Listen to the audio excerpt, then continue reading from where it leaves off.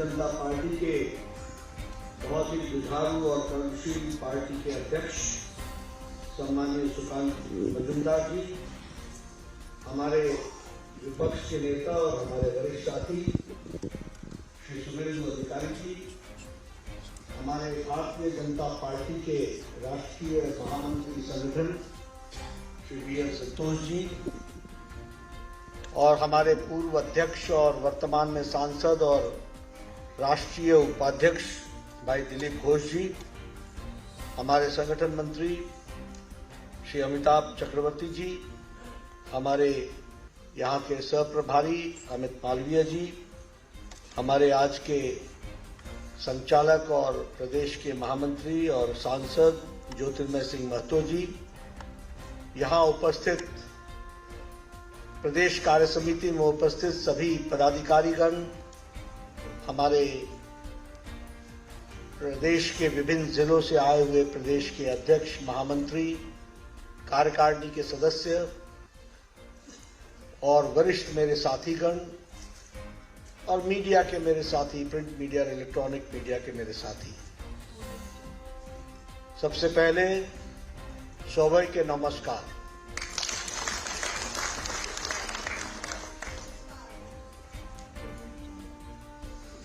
मुझे यहाँ इस कार्य समिति की बैठक में आने का सौभाग्य मिला और जिस गर्मजोशी के साथ आपने कल मेरा एयरपोर्ट पर स्वागत किया, वह मुझे पश्चिम बंगाल की एक नई बहती हुई हवा का संदेश दे रहा है।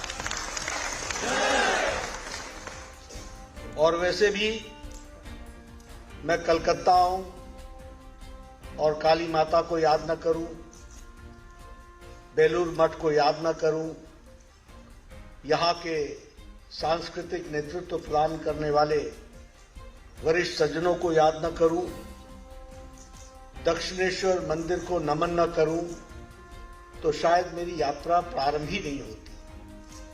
इसलिए सबसे पहले तो मैं सभी देवी देवताओं को और इन पूज्य स्थानों को नमन करता हूं और आशीर्वाद लेकर के अपनी बात प्रारंभ करता हूं। जब हम बंगाल की बात करते हैं तो हमारे जहन में और हमारी तस्वीर में वीर स्वतंत्रता सेनानी एक साथ नजरों से गुजर जाते हैं। जब हम बंगाल की बात करते हैं तो हम सामाजिक परिवर्तन लाने वाले महान विभूतियों की तस्वीरें हमारे सामने से गुजर जाती हैं और बंगाल का जो गौरव, बंगाल का जो कल्चर है, वो हम सबको याद आता है। और इसीलिए आज के दिन नेताजी सुभाष चंद्र बोस, हमारे रास बिहारी बोस या फिर हमारे खुदीराम बोस, और आज जहां मैं गया रास बिहारी बोस जी के कर्मस्थली पर, ऐसी जगह से जो प्रेरणा मिलती है, वह प्रेरणा सच में बहुत ही अद्भुत होती है। इसलिए मैं ऐसे वीर योद्धाओं को और स्वतंत्रता सेनानी को नमन करता हूं।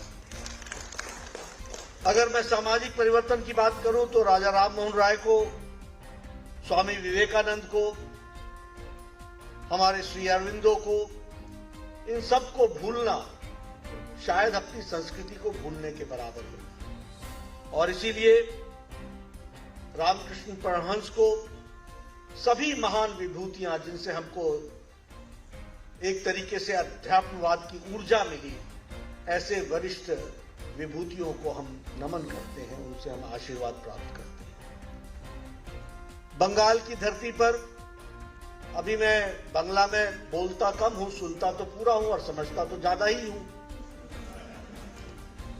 तो मैं देख रहा था कि सुकांतो भाई ने बंगाल के परंपराओं के बारे में एक बात कहते हुए कहा कि we are the torch bearers of the Bengal culture, the Bengal traditions, the Bengal issues which have been raised by our leaders.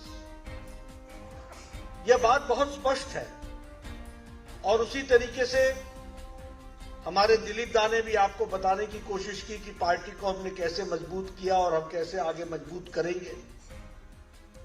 और सुकांत हमारे शुभेंदु जी ने आपके सामने नई तस्वीर खींच करके बता दी कि आने वाला कल हमारा है। मैं उसी में अपने आप को जोड़ता हूं और मैं जोड़ते हुए आपके साथ ये कहना चाहता हूं कि राजनीति में कभी भी कोई चीज ठहरी नहीं रहती है। जो आज है वो कल नहीं, जो कल है वो परसों नहीं। हमें राजनीतिक दृष्टि से किन ताकतों से अपने आप को समावेश करके आगे बढ़ना है, ये हमको हमेशा तय करना पड़ता है और इसलिए हमको अपनी ताकत का अंदाजा भी होना चाहिए। कई बार क्या होता है कि अगर घर के आगे कुछ गड़बड़ दिख जाए तो हमको लगता है सारा संसार ही गड़बड़ है, लेकिन ऐसा नहीं होता। संसार बहुत बड़ा है। उसी तरीके से राजनीतिक घटनाएं अगर सामने की घटनाओं से विचलित होने की परिस्थिति आती है तो दुनिया और राजनीति उससे परे भी है, उसको भी समझना और जानना हमारी आवश्यकता बन जाती है। इसको हमको समझना चाहिए।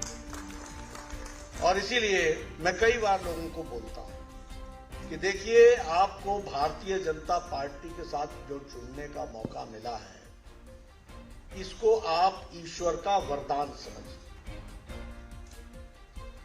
ये ऐसे ही नहीं हो गया है। मैं राजनीति में पिछले 40 साल से हूं।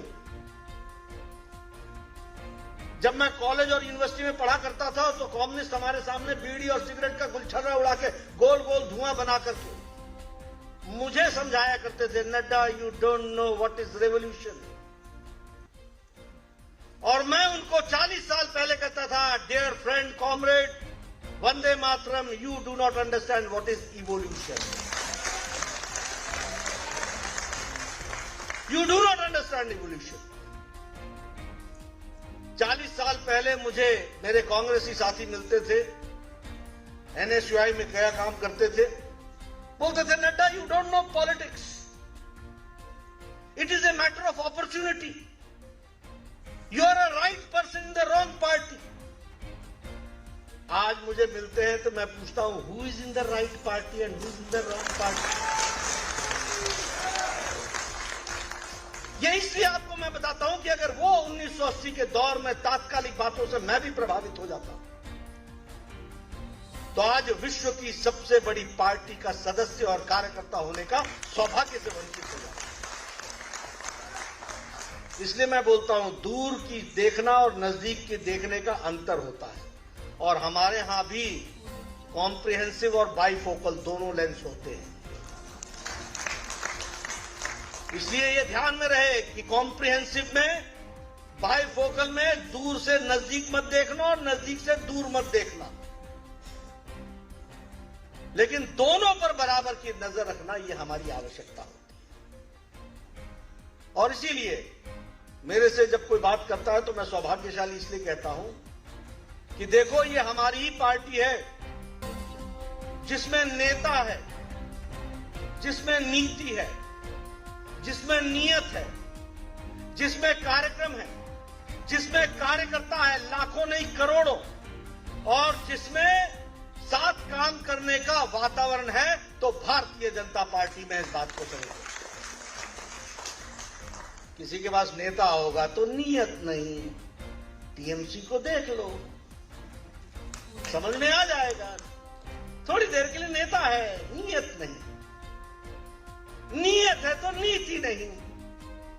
खाओ खाओ खाओ, आओ आओ, कमीशन मिशन, यही मिशन है कमीशन खाना। नियत नहीं, नीति नहीं, कार्यक्रम नहीं, और कार्यकर्ता के नाम पर syndicate, no worker, all syndicate. Am I correct? Am I correct? तो आप समझ लो कि आप अगर भारतीय जनता पार्टी में आए हो तो ये आपका सौभाग्य है। और हमारी लड़ाई किससे, इसको भी समझ लो। देखो, इस देश में सबसे पहले रीजनल पार्टी के नाम पर पार्टियां आई, और रीजनल पार्टी का बड़ा सिंपल सा फंडा होता है, ना आगे नाच, ना पीछे पगार, न कोई कार्यक्रम, न कोई नियत, न कोई नीति, न कार्यक्रम, अपनी जिसमें डफली बच जाए वही रीजनल पार्टी। और सारी रीजनल पार्टी देर सवेर परिवार की पार्टियां बन जाती। और इसको समझो, याद करो जम्मू कश्मीर एक समय में श्रीनगर का नारा लगाने वाला नेशनल कॉन्फ्रेंस आज बाप बेटी की पार्टी बन गई, फरूक और अब्दुल्ला की पार्टी बन गई। याद करो पीडीपी एक समय में श्रीनगर की आवाज उठाने वाली पार्टी आज पिता रहे नहीं, अब बेटी की पार्टी हो गई। अब याद करो पंजाब, शिरोमणि अकाली दल के नाम पर खड़ी है तो परिवार की पार्टी खड़ी है, बादल परिवार की पार्टी। अब याद करो हरियाणा में लोकदल, चौटाला, अभय, अजय, ऊपर नीचे दाएं बाएं सब जगह चौटाला ही चौटाला, परिवार की पार्टी। 24 करोड़ की जनता है, हम चुनाव लड़ करके आए हैं, जीत करके आए हैं। उत्तर प्रदेश में लड़ किससे रहे हैं? समाजवादी पार्टी से। पहले रीजनल पार्टी, आज परिवार की पार्टी। और कांग्रेस का हाल क्या हुआ है? 297 सीट्स में से 287 सीट्स में जमानत जब्त हो गई है, सुपड़ा साफ हो गया। ये कांग्रेस का हाल। आप आगे बढ़ो, बिहार में आओ, राष्ट्रीय जनता दल किसकी पार्टी है? पिता लालू और नीचे तेजस्वी। तेज ही तेज है। लड़ कौन रहा है? भारतीय जनता पार्टी लड़ रही है। जीत कौन रहा है? भारतीय जनता पार्टी। सरकार किसकी है? बीजेपी की सरकार है। आप वेस्ट बंगाल आ जाओ, कहते थे रीजनल पार्टी है, बन गई पीसी और भाइपो की पार्टी,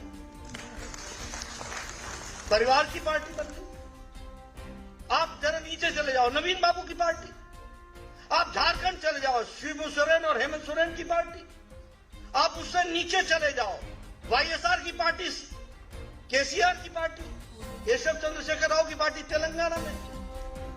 मैं वहां का नक्शा देख रहा था, चुनाव लड़ने की बात आई तो देखा एक सीट पर केसीआर, एक उसके बगल में उसका दामाद, उसके बगल में उसकी बेटी, उसके बगल में उसका छोटा पोता। मैंने कहा बचा क्या तेलंगाना के नक्शे में, ये तो बता। तमिलनाडु में जाओ, डीएमके परिवार की पार्टी, स्टालिन की पार्टी। कर्नाटक में जाओ, कुमारस्वामी की पार्टी। महाराष्ट्र में चल जाओ, एनसीपी, शरद पवार, बेटा और बाप, पिताजी और बेटी की पार्टी। और शिवसेना में आ जाओ, बाप बेटे की पार्टी। इसलिए मित्रों, यह रीजनल पार्टी के स्वर में चलती हुई ये परिवारों की पार्टी बन गई है। और इंडियन नेशनल कांग्रेस का सबसे बड़ा दुख तो यह है कि न तो ये इंडियन रह गई है, इसके नेता भी अब लंदन से बोलते हैं, न तो ये इंडियन रह गई है, न नेशनल रह गई है, ये भी भाई बहन की पार्टी बन गई है। बाकी सब छुट्टी। अब इससे आगे आपको मैं बताना चाहता हूं, क्योंकि मैं ये लड़ाई लड़ना जानता हूं, मुझे कोई इसमें आपत्ति की बात नहीं। आज से 20 साल पहले कोई सोचता नहीं था कि लालू का राज बिहार से जाएगा। और ममता जी के सामने, लालू के सामने तो ममता जी का राजनीतिक सोच और समझ, ये इतिहास इस बात का गवाह बनेगा। लेकिन वहां राष्ट्रीय जनता दल को नस्तोनाबूद करके भारतीय जनता पार्टी आई है और पूरी ताकत के साथ आई है, हमको समझना। कोई नहीं सोचता था कि मुलायम का राज जाएगा, दूती बोलती थी। आज भारतीय जनता पार्टी के साथ हर एक जगह हमारी सरकारें बन रही है। और मैं आपको बता देता हूं, आने वाले समय में तेलंगाना में भी बनाएंगे, आंध्र में भी बनाएंगे, और बहुत जल्द प्रजातांत्रिक तरीके से पश्चिम बंगाल में भी हम सरकार बनाएंगे। ये हमको याद है। कल जो मैंने स्वागत में जोश देखा है ना, वो लोगों के हाथ फड़फड़ा रहे हैं, लोगों का मन फड़फड़ा रहा है।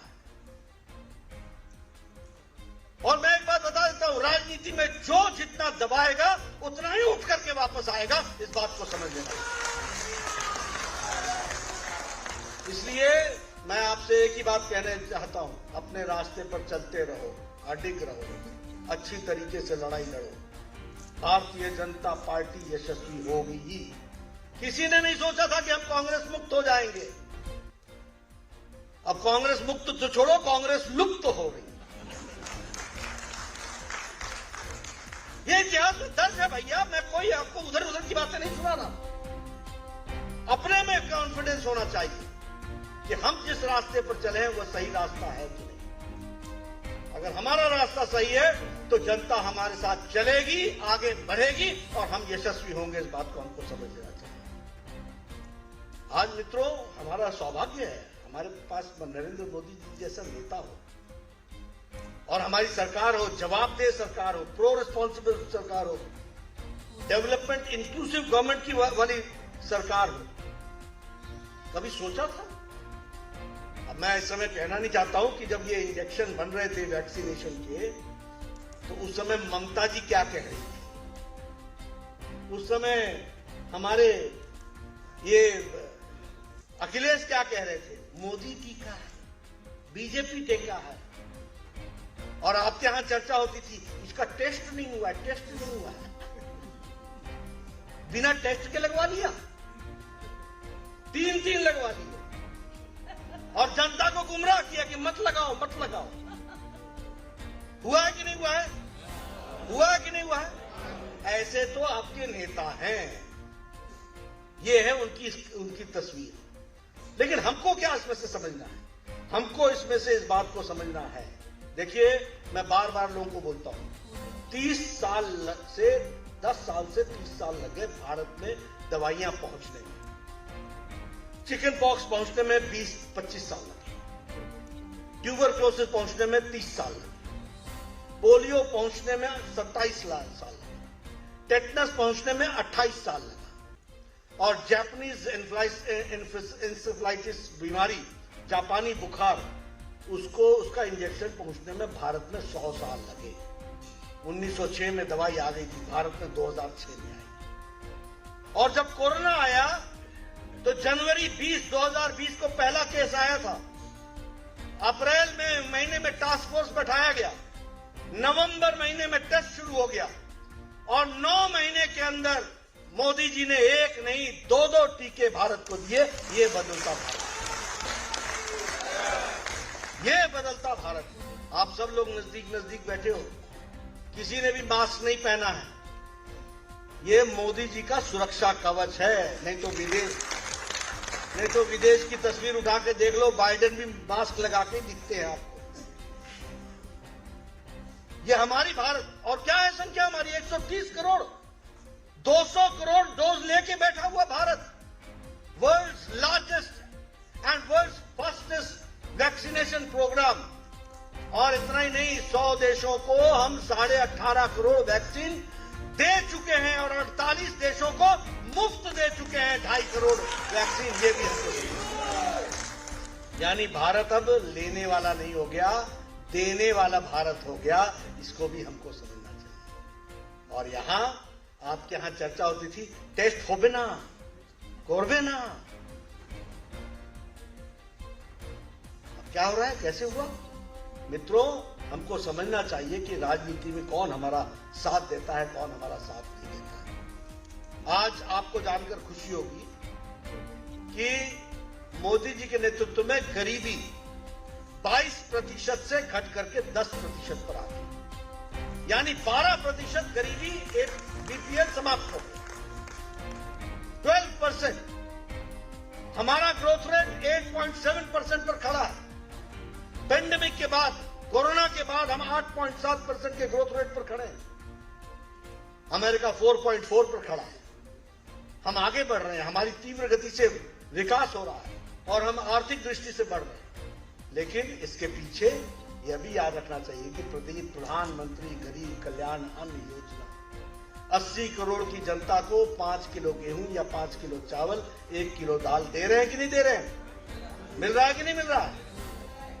तो इसके कारण आज गरीबी के और अति गरीबी को हम लोगों ने 1% से रिड्यूस करके 0.8% पर वहां दबा करके रखा हुआ है। यह आदरणीय प्रधानमंत्री जी की सोच का कारण बनता है। यह भी हमको समझ लेना चाहिए। उसी तरीके से अगर हम बात करें तो लोकल फॉर वोकल की बात करें, आपको जानकर खुशी होगी, गांधी और खादी, इसी पर तो कांग्रेस 70 साल चला गई। लेकिन खादी को आज 1,15,000 करोड़ रुपए का टर्नओवर लोकल फॉर वोकल में दिया है, तो प्रधानमंत्री मोदी जी ने दिया है। And khadi has become one of the fastest moving consumer good, FMCG ये हो गया है, ये भी हमको समझना चाहिए। फास्ट मूविंग कंज्यूमर गुड बन गया है, ये भी हमको समझ लेना चाहिए। हमारा जो बेनिफिशियरीज का सैचुरेशन पॉइंट है, वो भी हम 100% कवरेज की ओर बढ़ रहे हैं, यानी सारी जातियों को। अब देखिए हमारे यहां क्या है, इसको भी समझ लीजिए कि हम लोगों ने राजनीति की संस्कृति बदल डाली है। एक समय राजनीति थी वोट बैंक पॉलिटिक्स की, एक समय राजनीति थी धर्म, पंथ, वंशवाद, परिवारवाद, जातिवाद पर। आज राजनीति हो रही है सबका साथ, सबका विकास, सबका विश्वास और सबका प्रयास, इस बात को लेकर के हम चल रहे हैं। और इसीलिए ये आंकड़े आ रहे हैं, इसीलिए हम लोग को ये आंकड़े। आज बताइए, आज बंगाल के लोग दिल्ली में काम करते हैं कि नहीं करते हैं?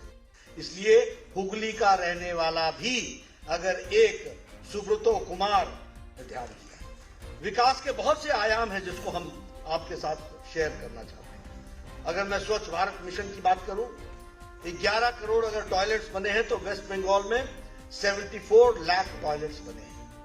इसका मतलब क्या है? देखिए, ये टॉयलेट नहीं, मैं बार बार लोगों को बोलता हूं, ये 74 लाख महिलाओं का सम्मान है, ये 74 लाख महिलाओं का एम्पावरमेंट है, ये 74 लाख बच्चों का एम्पावरमेंट है। आप सोचिए, 70 years of independence and women going to the fields for the natural needs, and that too in groups.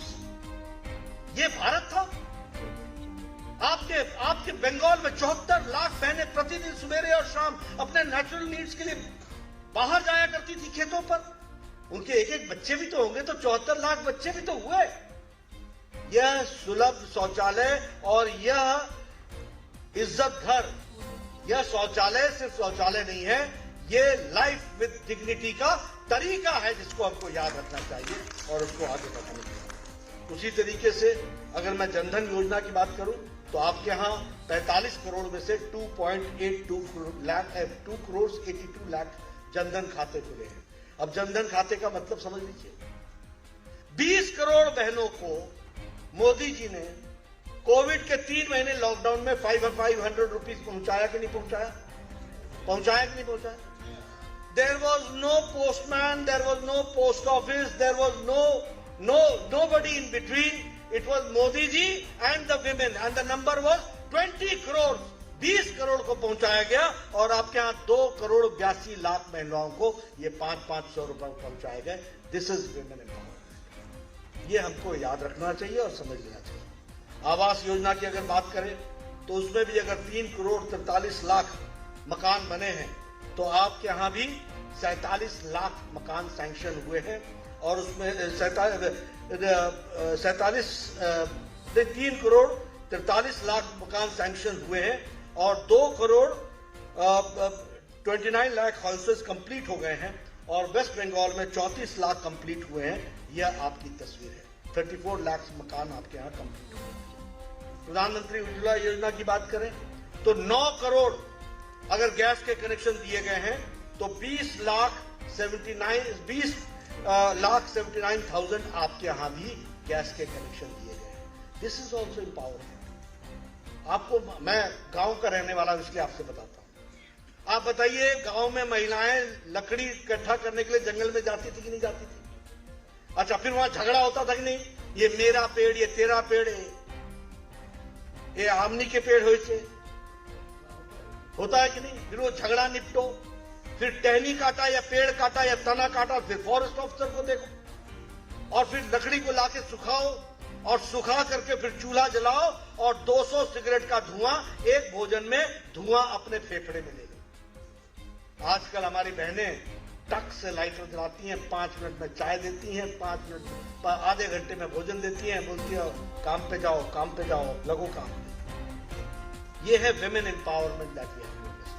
बोलो, ये परिवर्तन आया कि नहीं आया? And the tune is 9 crore, 9 crore है, ये भी हमको ध्यान रखना चाहिए। कभी हमने सोचा था कि अटल पेंशन योजना लगेगी, किसान और लेबरर ये 3,000 पेंशन पाएगा, आज 2 करोड़ लोग पेंशन पा रहे हैं। और आपके बंगाल में 17 लाख लोगों को ये पेंशन लगी। प्रधानमंत्री अगर सौभाग्य योजना की बात करें 2,81,00,000 हाउस होल्ड को बिजली मिली है और 14,64,000 को बिजली आपके यहां मिली है। मैं ऐसी बहुत सी चीजें आपको गिना सकता हूं। जल जीवन मिशन की अगर मैं बात करूं 6 करोड़ टैप्स लगने हैं तो 42 लाख टैप्स आपके यहां वेस्ट बंगाल में लगे हैं। ये भी हमको ध्यान रखना चाहिए। प्रधानमंत्री ग्रामीण सड़क योजना में 7,75,000 अगर किलोमीटर सड़क बननी है तो बंगाल में 37,000 किलोमीटर की सड़क बनी है प्रधानमंत्री सड़क योजना के तहत। ये भी हमको ध्यान में रखना है। स्टार्टअप योजना, मुद्रा योजना, स्टैंड अप योजना, मैं आपको योजनाओं के नाम गिनाता चला जाऊंगा कि कितना काम इस प्रदेश में इस दृष्टि से हुआ है। लेकिन मुझे दुख के साथ ये भी कहना पड़ता है कि जहां हम लोगों ने ये काम किया वहां, अब कहना नहीं चाहिए लेकिन अब ये कहावत है, मैं नहीं कह रहा हूं, चोर चोरी से जाए हेरा फेरी से। अब वो क्या है? अब वो ये है कि प्रधानमंत्री आवास योजना, बांग्ला आवास योजना, हेरा फेरी। आप समझ रहे ना? प्रधानमंत्री आवास योजना छोटा, बांग्ला आवास योजना बड़ा, और साथ में तस्वीर तो माले मुफ्त दिले बेरहम। केंद्र सरकार का आ रहा है तो अपना दिल बेरहम रख करके चलो और बढ़े चलो। और उसी तरीके से देखिए प्रधानमंत्री ग्राम सड़क योजना, बांग्ला ग्राम सड़क योजना, ये जो मैंने आपको बताया 7 लाख किलोमीटर, उस 7 लाख किलोमीटर में, और जिसमें मैंने आपको बताया कि कितने लाख किलोमीटर या कितने हजार किलोमीटर यहां बना, शायद 37,000 मैंने बताया, तो वो सारे का सारा वो बांग्ला ग्राम सड़क योजना। उसी तरीके से प्रधानमंत्री गरीब कल्याण अन्न योजना, जिसमें 80 करोड़ की जनता को हम दे रहे हैं, वो खाद्य साथी बन गया। उसी तरीके से स्वच्छ भारत अभियान, निर्मल भारत। उसी तरीके से वाटर शेड डेवलपमेंट प्रोग्राम, जल धरो जल भरो, ये भी हमारे नेशनल रूरल लाइवलीहुड मिशन, उसको आनंद धारा ये भी बना दिया। इस तरीके से योजनाओं को अपने पक्ष में करके लोगों को गुमराह करने की कोशिश कर। और यहां मैं आप सबसे निवेदन करना चाहता हूं कि आपका काम है कि आप जनता को बताएं कि ये बंगला धारा नहीं है, ये निर्मल धारा नहीं है, ये नरेंद्र मोदी की धारा है, जिस धारा के कारण तुम आगे बढ़ रहे हो, ये भी आप समझिए। और उसमें मैं जो सबसे बड़ी बात बताना चाहता हूं, मैं यहां आया, आपको मालूम है कि पत्रकार हमारे माइक आगे लगा देते हैं, आपका क्या विचार है, अब राष्ट्र के नाम संबोधित करूं, बोलना भी करता है कि मैं तो अवॉइड करता हूं, लेकिन मैं आप सुनता हूं कि प्रश्न क्या है। तो प्रश्न ये था कि आपने वो मनरेगा का पैसा, देखिए मतलब चित भी तुम्हारी, पट भी तुम्हारा, हेड भी तुम्हारा, टेल भी तुम्हारा, ये कैसे राजनीति में चलेगा? अरे मनरेगा का 3 साल से हिसाब नहीं दिया, 3 साल से हिसाब नहीं दिया, और एक कमेटी भेजी तो एक जगह पर 57 लाख यूटिलाइजेशन सर्टिफिकेट का वसूली मांगनी पड़ गई, और एक जगह भेजा तो 327 लाख का पेमेंट ही नहीं हुआ। 300 यानी 3 करोड़ 27 लाख का पेमेंट ही नहीं हुआ। आप बताइए हम दे सकते हैं क्या? दे सकते हैं क्या? आप बताइए। नहीं, देखिए विरोध में नहीं, लेकिन ये राज्य चल रहा है क्या? ये कैसा राज्य है भाई? एक नेता थे 10 साल से इनकम टैक्स नहीं दिए, तो पूछा गया, सुनिए, पूछा गया तो बोला मैं भूल गया। ये नेताजी, ये ममता जी भी 3 साल से भूल गई है क्या? मतलब हींग लगे ना फिटकरी रंग चोखा। पैसा नहीं आया, पैसा नहीं, अरे आएगा कहां से भाई? रसीद देना पड़ता है, हिसाब देना पड़ता है, देना पड़ता है कि नहीं देना पड़ता है? पड़ता है कि नहीं पड़ता है? और जो बिना हिसाब दिए देगा तो गलत होगा कि नहीं होगा? तो आप क्या चाहते हैं कि हमारी सरकार गलत काम करे क्या? गलत काम करे क्या? और जो गलत काम कर रहा है उसको रहने देना है क्या? तो ये आपका काम है कि जनता को बताओ, ये आपका काम है कि आप जनता को बताइए कि मोदी जी तो पैसा देना चाहते हैं, लेकिन यहां आओ आओ आओ without any arrangement, without any disbursement, without any, अपने टीएमसी कार्यकर्ता पहले कट मनी फिर फट मनी, जो मनी मिल जाए, केंद्र का मनी, बस मनी मनी मनी मनी चलने देना है क्या? प्रजातांत्रिक तरीके से लोगों को समझा देना है कि मोदी है तो मुमकिन है, और पश्चिम बंगाल में भी कमल खिला करके दिखाएंगे, ये हम आपको बताना चाहते हैं।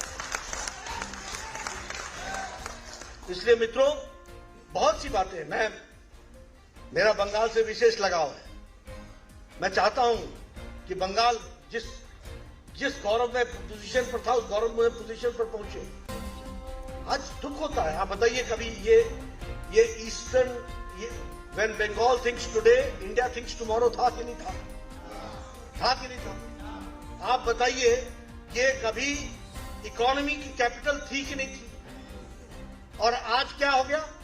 आने वाला भी जाता है और जो थे यहां वो भी जा रहे हैं। है कि नहीं है? ऐसा है कि नहीं है?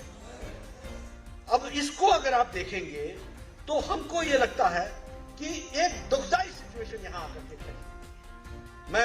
हमारे साथ क्या हुआ? पोस्ट वायलेंस 12,000 केसेस बने, 80,000 लोगों को घर छोड़ना पड़ा, हमारे 190 से ज्यादा कैंप्स लगे, बहुत लोगों के घर मकान उजाड़ दिए गए, बहुत से लोग घर में नहीं पहुंचे। हाई कोर्ट ने कह दिया कि सीबीआई को केस थमाओ।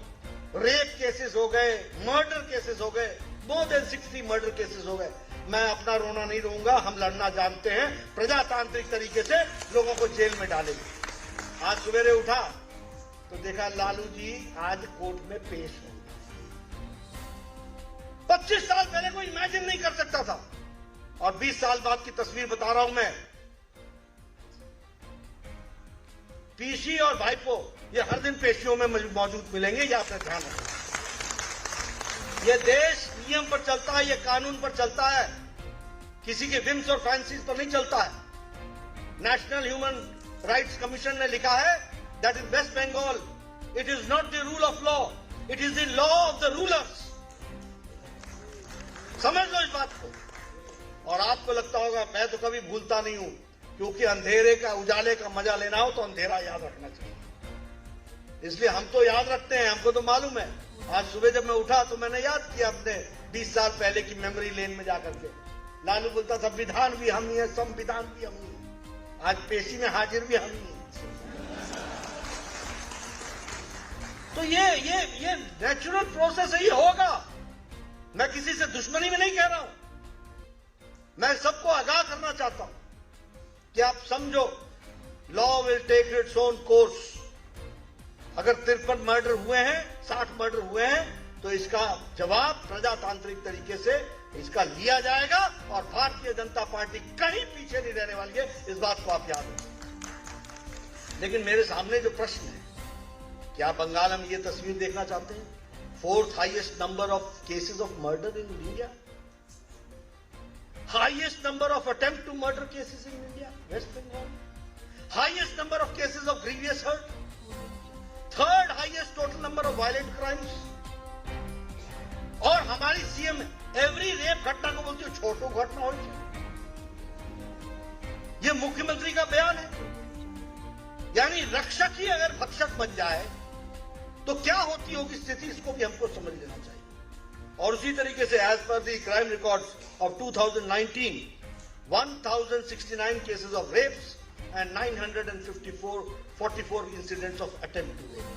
ये वेस्ट बंगाल की तस्वीर है। 2019 NCR national crime record bureau का जो कहना है, West Bengal has the highest number of kidnapping of women cases.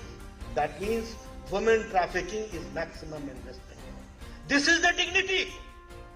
शेरे बंगाल और ममता जी बंगाल की प्राइड, और ये है प्राइड, ये है बंगाल की तस्वीर। Largest number of human trafficking is taking place in West Bengal. ऐसा बंगाल देखना चाहते हैं क्या आप? इसको हमको समझना है। अगर मैं बात करूं, 9 साल में 4 लाख करोड़ रुपए का डेट उठा लिया।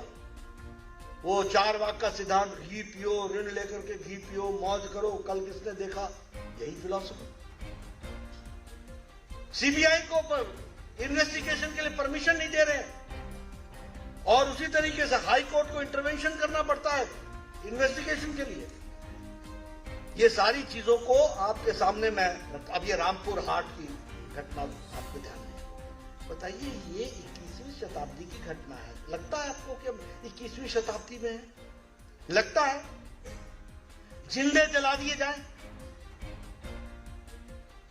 मित्रों, एक बात हमको ध्यान में रखना चाहिए, जो आग से खेलता है वो आग में भस्म हो जाता है। ये कभी कोई बचता नहीं है। लेकिन हम लोगों को अपने विचार को संभाल करके, समाज को सामने ध्यान में रखते हुए, देश हित को ध्यान में रखते हुए, प्रदेश हित को ध्यान में रखते हुए, बंगाल की संस्कृति को ध्यान में रखते हुए, प्रजातंत्र की मर्यादाओं को ध्यान में रखते हुए हमको एक अच्छे सोल्जर और सिपाही की तरह आगे बढ़ना है। यश आपके नाम लिखा हुआ है, कोई ले नहीं सकता। आपने कभी सोचा था कि 2014 के बाद 3% से बढ़कर के आप 38% वोट पर पहुंच जाएंगे? आपने सोचा था कि 18 एमपी आएंगे, आपने सोचा था 77 एमपी आएंगे, और 77 में भी कोई जाना चाहता है तो उसको भी हमारे ही खाते में डाला जाता है। मतलब तुम जाओगे तो जाओगे कहां, लौट के यहीं आओगे। ये हमको समझना होगा, इसको हमको जानना पड़ेगा। और इसलिए मेरा निवेदन है आप सबसे, मैं कहना चाहता हूं, ठीक है ये धमकी धुमकी ये सब थोड़े दिन चलता है, कटमनी ये सबका धरा का धरा रह जाता है। आप मेरे से पूछोगे, मैं 200 पॉलिटिशियन बना दूंगा आपको, जिन्होंने कानून को तोड़ने की कोशिश की और कानून ने उनको तोड़ के रख दिया। इस बात को याद रखना चाहिए। ये भारत देश है, ये प्रजातंत्र देश है, और इसीलिए मैं आपसे सिर्फ एक ही निवेदन करने आया हूं, आप सब लोग अपने जगह पर डटे रहो, सिद्धांतों के साथ खड़े रहो, नियम के साथ खड़े रहो, अपने पूर्वजों से ताकत लो, अपने पूर्वजों को याद करते हुए बंगाल के प्राइड को उस ओर पर ले जाने के लिए समझो, और उसमें जो कोई भी आपका साथ देना चाहता है उसको साथ ले चलो, और जो आपके विरोध में खड़ा होता है उसको ये कह करके छोड़ दो कि तुम कल हमारे ही साथ चलते हुए दिखोगे। ये हम जानते हैं, हम आगे बढ़ेंगे, कारवां बढ़ेगा और हम इसमें सफल होंगे, ये हमको समझना है। इसलिए मित्रों, आपका ज्यादा समय न लेता हुआ आपसे फिर मैं निवेदन करने आया हूं, कल हमारा है, हम ही आगे बढ़ेंगे, हमारी विचारधारा ही आगे बढ़ेगी और बंगाल को हम फिर से पटरी पर ला करके खड़ा करेंगे। इन्हीं शब्दों के साथ बहुत बहुत धन्यवाद।